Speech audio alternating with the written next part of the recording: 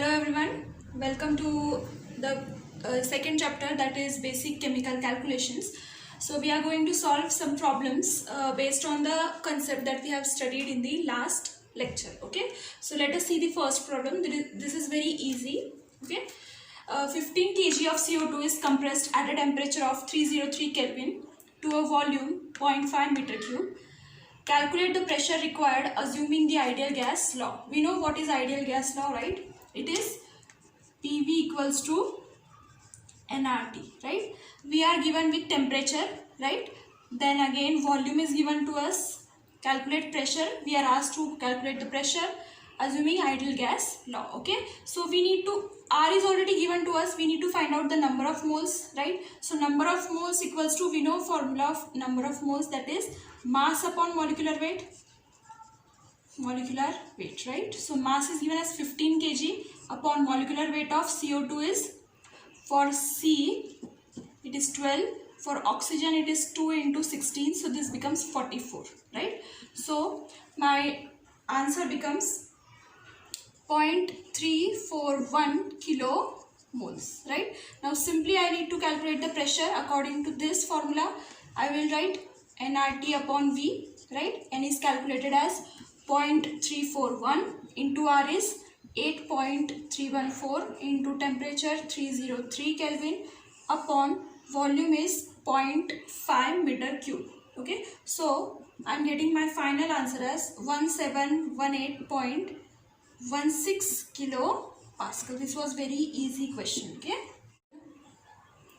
Now our next question is, a gas contained in a closed vessel at a volume of 1 meter cube at 298 Kelvin and 131.7 kilopascal is to be heated such that pressure should not exceed 303.98 kilopascal.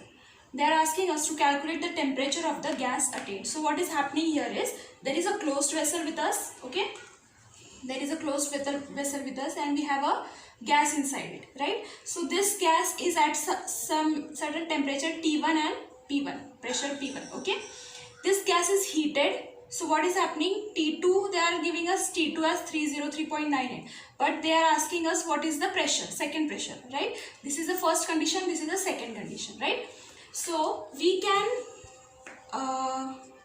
apply ideal gas law, PV equals to nRT, right?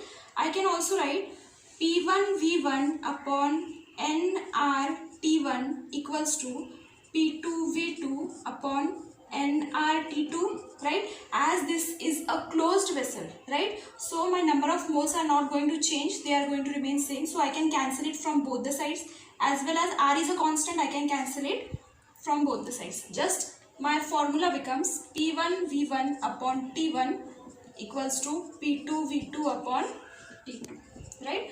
So what is my P1? 131.7 into V1 is 1 meter cube upon temperature is given as 298 Kelvin equals to P2 is 303.98 into 1 upon T2, right? Temperature is asked, P2 is given, temperature is asked. So simply cross multiplication and I can find out the answer as 687.82 Kelvin, right? Next question is, a sample of gas having volume 0.5 meter cube is compressed in such a manner so that pressure is increased by 60%.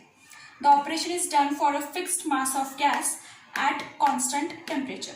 And they are asking us to find the volume of gas. Okay. So now there are very important things given in this question. First one is that a gas is compressed, right? And the pressure is increased by 60%. Means if my initial pressure is P1, okay, then P2 is 60% increased, right? So I can write 60% of P1 is increased, right? 60% of P1, we have to add it in P1 because, for example, if I am having 100 kg of any commodity, right? And if I am saying that I am increasing 60% of this commodity, so what will I do? 100 plus 60% of 100, right? So my answer will be 160 kg. Similarly, here 60% is increased, so I can write 0.6 P1 plus P1, this will be equal to 1.6 P1, right? Now we are going to apply our ideal gas law. Okay, very important thing is given that the operation is done for a fixed mass of gas, means number of moles are constant, fixed mass of gas. Okay, again at constant temperature, T is also constant. Okay, so if I am writing P1 V1 upon nRT1 equals to P2 V2 upon nRT2, right? N is constant, R is also constant, temperature is also constant. So this equates to P1 V1 equals to P2 V2, right? My P1 is, I don't know, it is just assumed as P1 into V1. V1 is 0.5, right?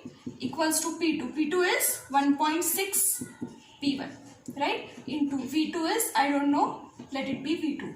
So V2 equals to P1 into 0.5 upon 1.6 P1, right? This will be equal to, so what will get cancelled? P1, okay? And my answer will be 0.3125 meter cube, right? This is my final answer. Our next question is, a cylinder contains 15 kg liquid propane. What volume in meter cube will propane occupy if it is released and brought to NTP conditions? Okay, this is actually very easy question, but I have included this in the video because I wanted to make sure that everyone knows what is NTP conditions. I have already told in the last lectures that what is NTP conditions. Let me write it again. At normal temperature pressure conditions, the pressure is 101.325 kilopascal, okay, and temperature is 0 degrees Celsius, that is 273 Kelvin. Okay, so 15 kg of mass is given, so I need to calculate the number of moles, which is mass upon molecular weight. So 15 kg is my mass, and molecular weight, liquid propane means it is C3H8, right? So 3 into 12 plus 8 into 1. So I have 36 plus 8, okay?